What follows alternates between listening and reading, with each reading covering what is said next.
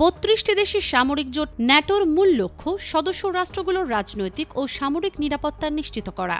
এই জোটের সবচেয়ে গুরুত্বপূর্ণ নীতি আর্টিকেল ৫, যার আওতায় কোনো সদস্য দেশের উপর হামলা হলে তা পুরো জোটের উপর হামলা হিসেবে বিবেচিত হয় এবং অন্য সদস্যরা সহায়তায় এগিয়ে আসে।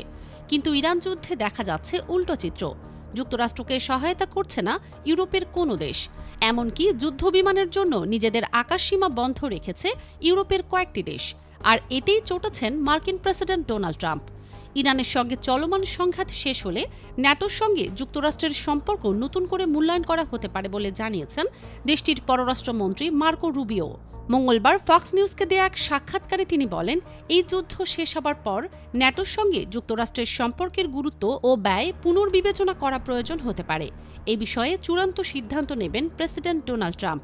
রুবিওর মতে, সাম্প্রতিক পরিস্থিতির পরিপ্রেক্ষিতে ন্যাটোর ভূমিকা নিয়ে ওয়াশিংটনে অসন্তোষ তৈরি হয়েছে। গত মাসে ইরানের যৌথ হামলার পর এই সংঘাতে ন্যাটো সদস্য দেশগুলোর সমর্থন চাইলেও তারা তাতে সাড়া দেয়নি। এতে ক্ষুব্ধ হয় ট্রাম্প প্রশাসন।